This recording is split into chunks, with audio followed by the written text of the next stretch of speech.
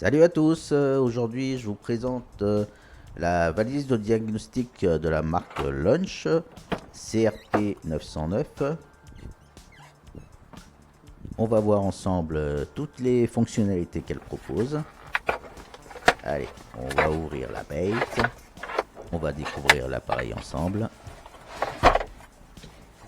On a le mode d'emploi en anglais pour les bilingues. Mais heureusement, on a un guide de démarrage rapide en français. Alors, vous avez le câble de branchement sur votre prise OBD2 dans la voiture. On va voir tout ça tout de suite. Une partie du câble va se brancher au-dessus de la tablette. Et l'autre partie sur votre prise OBD2 qui est normalement indiquée dans le mode d'emploi de votre voiture. Cette valise de diagnostic automobile est de type tablette, et qui dit tablette dit écran tactile. On va lui laisser le temps de démarrer tout doucement. Alors j'ai mis une partie en accéléré, c'est un petit peu long au démarrage, mais c'est normal. Alors il va rechercher automatiquement votre code VIN, c'est le code de votre voiture, du modèle de votre voiture. Alors si vous ne le trouvez pas, comme ça arrive parfois, en fait il suffit de chercher les modèles dans la tablette. Alors j'en profite pour vous montrer les modèles qui existent. Ça va de Abarth, Alfa Romeo, à Peugeot, Renault bien sûr, Lincoln, Dacia, Lexus, Maserati, enfin tout quoi, et des plus petites marques aux plus grandes. Si cet appareil vous intéresse et que vous voulez savoir si le modèle de votre voiture est dans la base de données, n'hésitez pas à m'envoyer un petit commentaire et je vous réponds avec plaisir.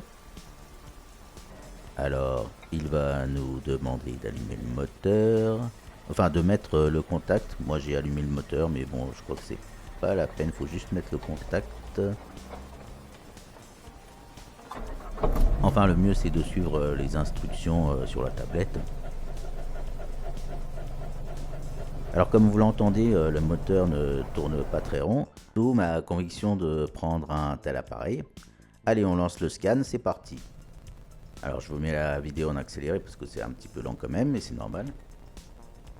L'appareil permet de lire et d'effacer tous les codes système disponibles, comme par exemple celui du voyant lumineux du moteur qui s'allume dans la voiture. Alors, je vous déconseille de l'effacer. Vous pouvez l'effacer, mais je vous déconseille quand même de l'effacer par vous-même. C'est quand même mieux de trouver d'où vient le problème. Alors, si vous êtes comme moi et que vous n'êtes pas mécanicien, le mieux c'est de l'emmener dans un garage. Mais avant de l'emmener dans un garage, on va vérifier avec la tablette d'où vient le problème.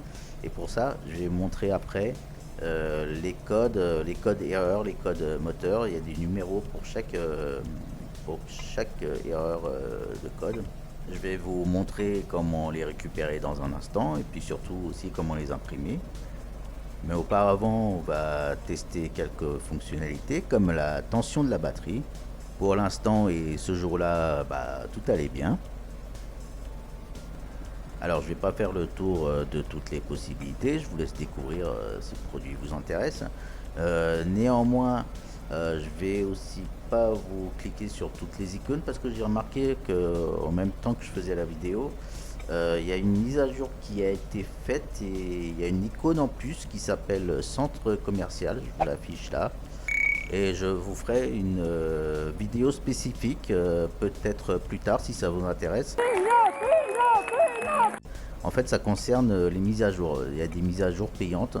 Après bon, tout ce qui est mise à jour, moi je vous conseille pas de prendre l'abonnement, ou si vous avez la même voiture depuis beaucoup d'années, ça sert à rien. C'est vraiment si vous achetez une nouvelle voiture, un nouveau véhicule, ça peut être intéressant, sinon bon je pense que c'est pas, voilà, c'est pas utile de payer les mises à jour. Bon, sachant que quand vous achetez la tablette, la valise de diagnostic auto, vous avez quand même un an d'abonnement gratuit à toutes les mises à jour pour tous les véhicules. D'ailleurs, j'ai fait les mises à jour il n'y a pas longtemps. Je les ai filmées, mais je vais pas les mettre dans cette vidéo parce que ça va faire beaucoup trop long. Même si je mets en accéléré, ça va être un petit peu trop long quand même. Mais dites-moi à la fin de la vidéo si ça vous intéresse que j'en fasse une autre. Un peu plus qui rentre un peu plus dans les détails, dites-moi ça en commentaire aussi. Le deuxième scan étant lancé, je vais en profiter pour vous parler de quelques spécificités et quelques fonctionnalités. Donc pour vous dire qu'avec cet appareil, on peut lire et réinitialiser. On a par exemple la lampe à huile, le frein de stationnement, service de batterie, le filtre à particules. Qu'est-ce qu'on a d'autre? On a le SAS, c'est le capteur de charge de direction. Les pneus TMPS, bon moi je l'ai pas dans ma voiture mais je l'ai en externe, hein. Je vous mets la vidéo là-haut, j'ai fait une vidéo spécifique là-dessus, vous l'avez vu sûrement. On a le programme des clés, alors ça je sais pas ce que c'est, si quelqu'un a la réponse, c'est ce que c'est dans les commentaires, n'hésitez pas. Le saignement ABS, bon l'ABS je connais, le saignement je savais pas qu'il saignait, bon j'imagine ce que c'est, et la réalisation du toit ouvrant, ça tombe bien, j'en ai un dans la 206, réinitialisation de la suspension, réinitialisation de la boîte de vitesse, qu'est-ce qu'on a d'autre, projecteur AFS, ça je sais pas ce que c'est, si vous savez dites-le moi aussi dans les commentaires. Adaptation des gaz, apprentissage de la vitesse, réinitialisation AdBlue, purge du liquide de refroidissement, changement de langue, étalonnage du siège, arrêt démarrage, réinitialisation, mode transport, initialisation du capteur NOx. Vous connaissez les NOx? Ok. Vous voulez plus de détails, je vous invite à aller voir dans les liens. On va accélérer cette partie-là et je vais montrer comment récupérer et interpréter les codes erreurs qu'on va trouver sur la tablette. Une fois le scan terminé, on va appuyer sur le bouton rapport et on va tomber sur une page qu'on va pouvoir partager par mail, soit sur notre propre mail, soit vous pouvez l'envoyer directement à votre garagiste si vous êtes pote avec lui, si vous avez son mail. Alors c'est sur cette page qu'on va trouver les codes erreurs, d'où l'intérêt de vous l'envoyer. Comme ça vous pouvez après sur l'ordinateur ou même sur votre téléphone, mais bon, sur l'ordinateur c'est un peu plus lisible, vous pouvez ensuite chercher les codes erreurs en allant sur votre moteur de recherche préféré, ce qu'on va voir tout de suite ensemble. Alors on se connecte, allez on se retrouve sur l'ordinateur. On va sur son moteur, moi je vais sur Google. On se connecte, on va sur la page d'accueil. On va sur Launch. On tombe sur le site du fabricant. On clique. Un petit peu long et voilà. On tombe sur la page qu'on a vue tout à l'heure dans la tablette. Voilà, ici on va retrouver les codes erreurs. Bien sûr, on a la réponse à notre problème. On a vu que c'est un défaut d'électrovanne et on va chercher exactement à quoi ça correspond. Alors on ouvre une page et on cherche les codes. DTC code, liste des codes, erreur.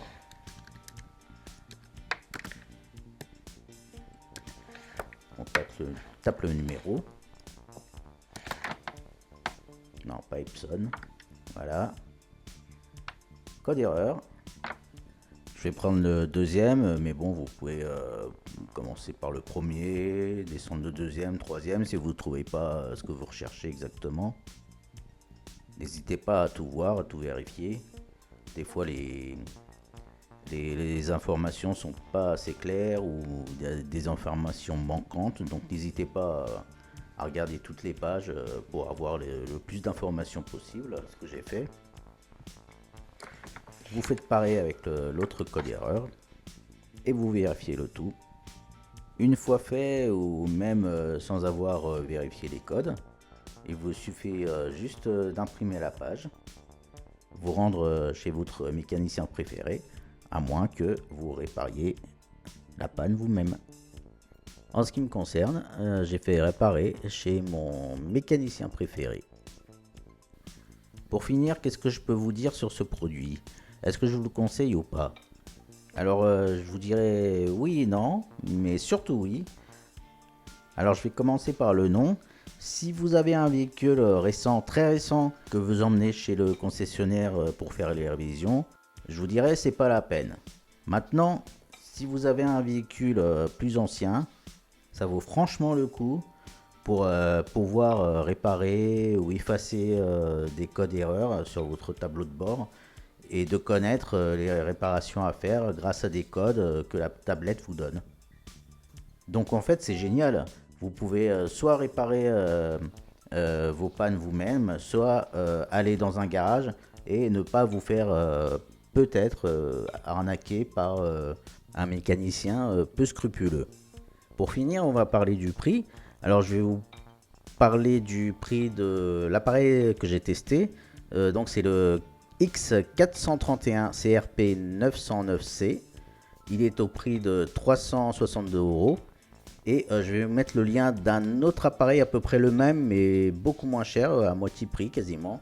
Le 431 CRP 123E à peu près 150 €. La différence entre les deux modèles est que le second est conçu uniquement pour l'Union européenne. Donc si vous achetez un véhicule aux États-Unis ou ailleurs, forcément l'appareil ne fonctionnera pas. On arrive à la fin de cette vidéo. Merci de l'avoir regardé. Si vous avez des questions, n'hésitez pas à me les poser dans les commentaires. Je vous répondrai avec plaisir. Et je vous dis à la prochaine vidéo.